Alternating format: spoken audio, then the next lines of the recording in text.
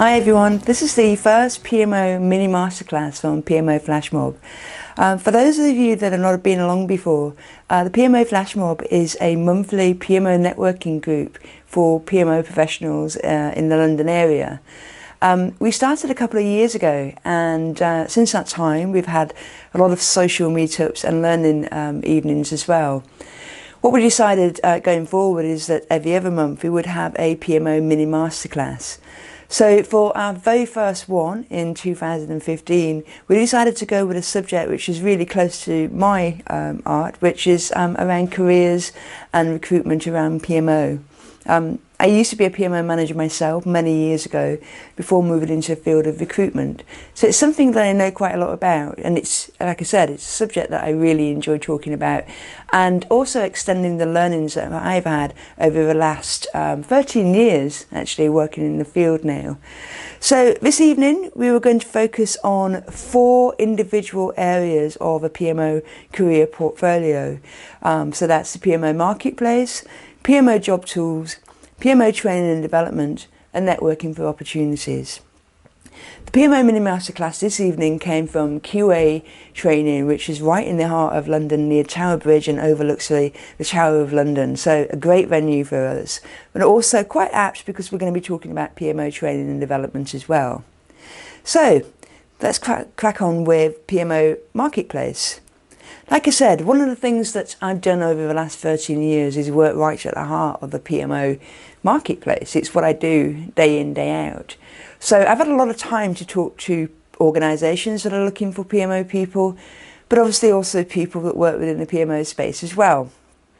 So here's some insights, just very at a high level, but it will also means that we will come back and talk about some of these highlights as we go through the whole PMO career portfolio presentation. So insights from the marketplace, it absolutely makes sense that there are more project support roles than there are PMO manager roles. It just makes sense that there's only ever going to be so many PMO managers versus a team of project support type people. One of the things that is, I suppose, interesting to know about the marketplace is that you generally see about 4 different titles within the types of PMO roles. So for example, PMO manager, it's known, it's used quite widely. But that can also be called a program office manager or project office manager, or more recently we see portfolio office manager. The other roles coming downwards from that title are PMO analyst, and those are the kind of roles that depict that you're working a lot more with the analytical, the data, the reporting side, but it also denotes a more senior role with the next one down, which is a project coordinator. We sometimes see that one called a project support officer as well, and quite interestingly, a project support officer you tend to find more in the public sector. And then coming back down to the lowest level of PMO type roles are a project administrator. So those are the kind of roles that we see in the marketplace at the moment. So organisations do still hire project support and project admin roles. And as much as a lot of people that are working at a more senior end of PMO hate the idea that we're doing administration and support type work, the truth is that a lot of organisations want that role. As indeed project managers want that role. They want somebody that is there to support them at that project level. And yes, that includes administration. And we'll find out a little bit more about that as we go on. The higher level roles like portfolio office manager, you don't tend to find much on the open market. Generally, that's because a portfolio office manager ideally would have some understanding already of the business that they're working within. So portfolio or office manager type roles tend to be recruited from within because it's that knowledge of the business that really helps them get off to a great start. One thing that we'll also be talking about through the PMO career portfolio presentation is that the good gigs that you come from your own network, and it's that kind of thing that we need to be tapping more into a PMO career than we do already. And again, we'll talk about that later. So hirers still find it really difficult to find good PMO people, and I hear this all the time. Generally, organisations, when they're looking for a PMO person at whatever level, have said that they struggle to find somebody who is fitting their bill for them. So moving on, so what is a good PMO person? What do they mean? What does the organisation mean when it says we can't find good PMO people? And it's very basic. It's regardless of what level that you're working at. It's about your experience matching the hirer's experience. I mean, it's not rocket science. It makes perfect sense. If you look at this example from a recent advert, which is a real advert from the professional services consultancy organisation Accenture, they were looking for PMO consultants. And you can see from the kind of key responsibilities that this organisation are asking for, that generally, by and large, when they're asking for these kind of things, they want to pretty much see that you have experience in a lot of these areas. I mean, generally, we're talking that if you haven't got at least 85 to 90% of what they're looking for, chances are that you're not going to be successful in that particular role. I mean, there's a lot of interesting things on here as well, but also to note that actually one of the most frustrating things about a PMO career is that sometimes the experience that you have or get or gain from your organisation can be quite limited by the type of PMO that you work within. So if you're working within an organisation that the PMO is actually quite a immature PMO, where you're doing a lot more of the project support type activities or supporting projects, you may not be able to gain that much experience in things like, and as this advert is looking for, like the commercial and the financial management side of it. It's a consultancy role within a professional services organisation. So chances are that the PMOs you're going to be working with in here are consultancy led, so therefore working with clients in different types of organisations. So financial and commercial experience around the PMO is very, very important. However, if your experience has been working in an internal organisation or an internal PMO, where your projects are about delivering internal changes to that business, you're going to be able to not meet some of these roles and responsibilities that this particular organisation is looking for. So sometimes we can find that a PMO career can be limited by the organisation that you work for. So what does this mean for you? You really need to understand what the opportunities really are. One of the problems with PMO opportunities is often when an organisation is looking for a PMO person to join them, actually it's very vague about the kind of PMO, what it does, what it is, what its objectives are, and therefore the roles and responsibilities of the people working within that PMO, especially at the point of recruitment, is also very vague. So if you're looking to move on, progress and to build a bigger repertoire, a wider repertoire of other types of services and functions that you can provide as a PMO person, it can be really difficult when you're coming to look for a new opportunity to think, is this new opportunity going to give me exactly what it is that I'm looking for in my career right now? Because it is so vague. So one of the things that I'll talk throughout this presentation is about services and functions, or functions and services.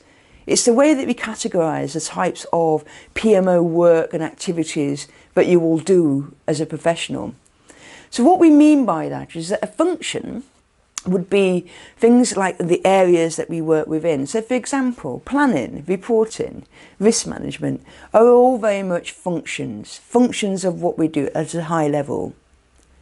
The services are the kind of tasks and activities that we perform within that function. So for example, if reporting is the function that we're working within, the services we provide may be, for example, monthly reporting, producing highlight reports, for example, yeah. But planning being the function, the services that we might perform are maintaining the project plan. So that's the kind of terminology that we use in a PMO career to describe the tasks and activities. And it'll become more prominent later on when we look at and delve into the CV about why that's really important. You need to make sure you're gaining good in-depth experience in as many functional areas as possible. So we're back to the functional areas straight away, really. And this is about how do we gain really good in-depth experience in some of the key areas. And there are key areas. If you look at any job advert on any job board at the moment and look for a PMO role, you will see the similarities in the types of functions that they're asking for. The number one is reporting. From that, generally, it tends to be planning. Then we tend to see risk issues change. Then we see some of the more things like quality and governance. Then there's the administrative support stuff around things like meeting management, meeting minutes, that kind of thing. But generally, by and large, if you look at a number of adverts, you will start to see that they're very similar across the board. But how do you get in-depth experience if the PMO that you're working within doesn't necessarily do any financial management or budget management? How do you get that experience? It's a tricky one. Personally, for me, when I was working as a PMO coordinator many years ago, I wanted that financial management experience. But unfortunately, the role that I was working in is that the things like the reporting and the governance and the quality was more important. But what I did was just to find a great project manager that would mentor me. And he spent so much time with me trying to build up this financial management experience. And then luckily, I was able to work alongside him in a large program and actually put some of that practical, some of that knowledge and experience that I gained from him teaching me, mentoring me, put it into practical use. Other things are that generally you might find that it's time to move on and find a PMO that might give you that kind of experience. There are many different opportunities and different ways to do it. But by and large, good in-depth experience, especially in some of the core functions, are essential. We've mentioned the networking already, and you need to recognise and use your network for your own opportunities, because actually you find that really good opportunities does come from people that you know, rather than on the open marketplace. And we'll be talking about networking later on. But you also need to be able to demonstrate the skills and experience you have, sometimes to those that don't even understand PMO. This is one of the biggest bugbears in the open market, is that if you're looking for a PMO opportunity, you may have to talk to a lot of people but don't actually understand what it is that you do. Highly frustrating, especially when you're trying to ask questions of them and about their PMO. So it can feel a little like the blind's leading the blind. But it is what it is. That's the great thing about PMO. Before we move on, it's worth having a look at what the current salary levels are in the PMO marketplace at the moment. And here we've got some highlights of the permanent salaries, but also day rates. And this comes from the Hours People Project Management Benchmark Report, which is available to download on their website now. You'll also gain some other insights into PMO managers and project support as well.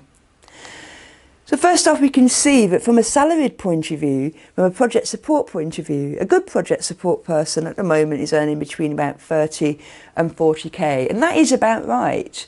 That is a great figure, and it is about right in the open market. However, some organisations will always feel like they don't need to be offering that amount of money. So therefore, you will see opportunities that are about 25k, for example.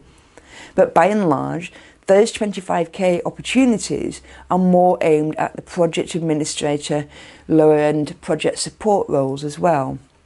If you're seeing a PMO manager at the 30k mark, chances are that it's not really what we would class as a PMO manager. So it's very interesting when you have a look in the open market to see what's happening with the salaries. From a contract day rate point of view, you can see that it's roughly between 300 and 350 a day for a good experienced project support person. And again, that's what we see on the open market by and large most of the time. But again, you will see some people that like to try and undercut that, or it means that the role is perhaps not as senior or needs or requires an experienced PMO as much as you think. How does that compare to the PMO managers then? So the PMO manager average salary at the moment is between 60 and 75,000 a year. Again, that makes sense. It perfectly matches up with my own experience as well within the marketplace. For somebody who is managing a PMO, who generally is managing people within that PMO. Just as a side note, when we're often talking to PMO managers, this is an issue that we see a lot, is that we come up with this term called, is it a PMO poo or is it a PMO pot? What we mean by that, is it a PMO of one, i.e. you are the PMO manager, but there are no other staff either. So it's just you doing the role of PMO, and by and large you've been given a title PMO manager because you are the only person there. So that's the poo. And the PMO of two, the pot, again, a similar thing. If it's only you being the manager and managing one other person, perhaps the salary is not going to be as high as 60 to 75k, because you've not really got the people management responsibilities as somebody in a large program of work that could be managing up to 20, 25 PMO type people within that PMO. So you can see that the differentiators within that market are a bit odd. You know, you may be given the role title PMO manager, but in the open market, you're not really a PMO manager. You're probably more of a senior PMO analyst or project coordinator. You see from the day rates, you're getting two types of spikes for the PMO manager. I mean, the main one, around the 500 to 550 mark, is about right for somebody at a senior level. But we're also seeing a little spike at the 350 to 400, which again is probably more of the people are working in the poos and the pots. The other thing that I would say about the more senior end of the market, so this is the market that's going from the 700 plus a day. Generally, by and large, these PMO managers are people that have been working through the ranks of project manager up to program manager, and now they're working at a senior PMO manager level. This is another great thing about the market for PMOs, which is what makes it really interesting, is that you're going to get some people that come up through the ranks of PMO, that started as a project support person and worked their way up, but have never delivered a project or a program before. And then you have people that have come the sideways move after being a project manager and program manager. It stands to reason that these types of people will probably be paid more than the ones that have just come up the PMO route. It generally means that their PMOs may be more senior and actually require that PMO manager to sometimes get their hands dirty back in a program, mainly because they've got that program management experience. It's fascinating stuff, isn't it, the market? And you wonder why, you know, I've been working within it for 13 years and I just find it fascinating. It changes constantly, and it's just such a, for people that are working within this field, it ultimately gives you a lot of opportunity. Because PMOs still cause confusion for a lot of organisations. Ask around anybody who's worked in a PMO, indeed yourself. You'll have the experiences that sometimes a PMO is riding the wave, but it's doing a great thing for the organisation. There's a change at a senior management level and the PMO is suddenly out of favour. Whatever department in an organisation gets such peaks and troughs in terms of its own existence. I think it's because it is confusing for a lot of organisation, but just turn that round on its head means that actually there's a lot more opportunity for you that's working within it. So now we're on to the next part. Let's have a look at the important bits around PMO CVs.